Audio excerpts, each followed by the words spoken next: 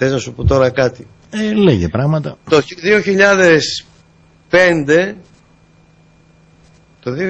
2005 μου ήρθε μία προσφορά. Ήμουνα στο ξενοδοχείο το δίπλα από το Ρεξ. Ποιο είναι εκείνο, το Αστόρια? Όχι. Δεν ξέρω που μου λες. Στην Πανεπιστημίου, δίπλα από το Ρεξ. Μωρέ, ένα μεγάλο ξενοδοχείο, πολύ όμορφο. Τιτάνια. Μάλλον, δεν ξέρω, τέλος πάντων, ναι.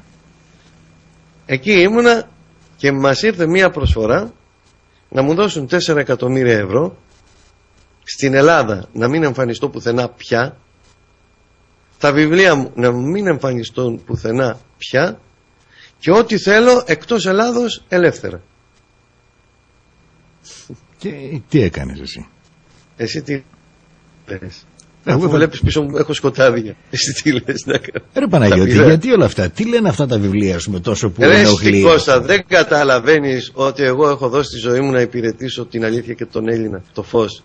Εάν ήθελα πάλι να κάνω χρήματα, θα περίμενα 33 χρόνια να μου κάνουν αυτή την πρόταση. Δεν θα ήμουν λαμόγιο, δεν θα ήμουν ψεύτης, υποκριτής, τρισάθλιος.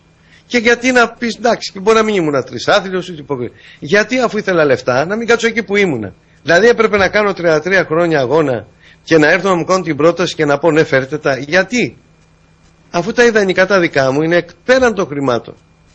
Δεν το καταλαβαίνετε και δεν το πιστεύει ο κόσμος. Γιατί δεν μπορούν να πιστέψουν ότι υπάρχει άνθρωπος που είναι τοποθετημένος να υπηρετήσει την αλήθεια και το φως με οποιοδήποτε τίμημα. Εγώ δεν τρέπομαι. Δεν τρέπομαι, γιατί είμαι αγωνιστής. Είμαι για ιδανικά που στερούμε πράγματα. Δεν είναι γιατί είμαι τεμπέλης. Δεν είναι γιατί εγώ γράφω βιβλία, συνεχίζω. Και γράφω τώρα, τελειώνω το τρίτο.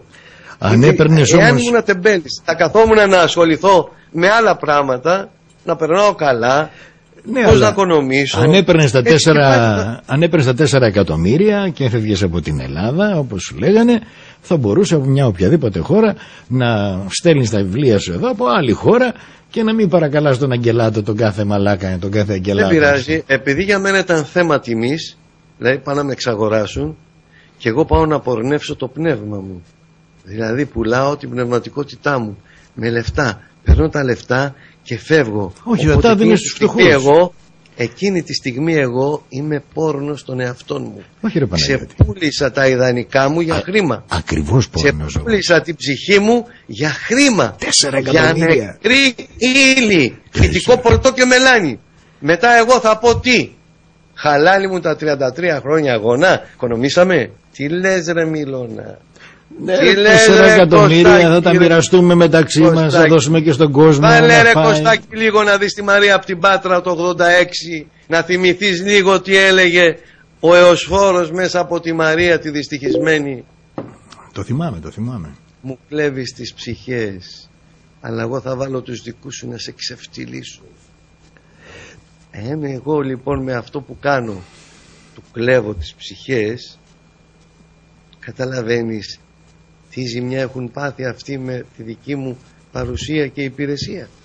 Κεράτα, πας να μου κλέψεις τις ψυχούλες μου μέσα από την αγκαλίτσα μου. Εγώ δεν κλέβω ψυχές, ο Κύριος μου παίρνει. Τώρα που κάνεις γαμημένε, ο Κύριος μου παίρνει τις ψυχές. Τώρα που κάνεις γαμημένε, τι είναι ξεχολιάρι? Εγώ δείχνω στους ανθρώπους το Χριστό, ότι και να μου κάνεις τα περιμένω. Νομίζεις ότι αν θέλουν να με εξοντώσουν, που το θέλανε, δεν θα με εξόντωναν, Κώστα? Θα με εξόντωναν. Γιατί όμως δεν τα καταφέρουν? Γιατί έχω την παρησία του Χριστού, διότι εγώ έχω δοθεί ψυχή, σώμα και πνεύμα να υπηρετήσω. Μπορεί και να μην τους ενδιαφέρεις κιόλα. Άστο αυτό. Λέω εγώ. Γιατί ξέρω όλα αυτά, ναι. Τα δαιμόνια δεν θα σου πουν ψέματα εκεί, τους ενοχλείς και θα σε ξεφτυλίσουν. Θα βρουν τρόπους. Εμένα έκανε αυτό. Το 86 λοιπόν που γυρίστηκε αυτό και είπε αυτό. Και του λέω μετά, δεν μου λες, του λέω, και με το 666 τι λες? Και βάζει κάτι γέλια και λέει, εκεί αποκαλύφθηκε ποιο πνεύμα είναι. Και λέει, εγώ ρε πείραξα το Θεό σου στην έρημο. Και λέω, όπα, 40 ημέρες στην έρημο ο Χριστός πειράχτηκε από ένα δαιμόνιο. Ποιο δαιμόνιο να ήταν λοιπόν αυτό που θα πήρε τον Ιησού? Ο αρχηγός, ο Εωσφόρος. Ρε μαλάκα, έχω πήγα και πήρα το Χριστό σου ρε και θα αφήσω ρε εσάς. Χωρίς την εντολή. Δεν το φάει το διάολο, δεν είναι ούτε φασολάδες ούτε μακαρονάδες, είναι να κερδίζουμε ψυχές. Εσείς θυμόσαστε, αλλά εμείς οι διάολοι ρε κερατά ακόμα και στον ύπνο σου δε πόσες φορές παρουσιάστηκα και σε έριξα ακόμα. Με εκείνον μιλούσα λοιπόν. Εκείνου χάλασα τη δουλειά και του κλέβω τις ψυχές, που εγώ δεν μπορώ να δεχτώ κάτι τέτοιο, κλέβω εγώ τις ψυχές, και μου λέει αυτό που κάνεις ρε γαμημένε πάω μούτζα. Ναι. Το θυμάμαι. Αυτό που κάνεις μου λέει. Το κατάλαβες? Ναι. Λοιπόν, εγώ αυτό που κάνω, συνειδητοποιημένος μαχητής του φωτός, της αγάπης, της ειρήνης, της καλοσύνης, θα δεχόμουν τα 4 εκατομμύρια που είχα ανάγκη.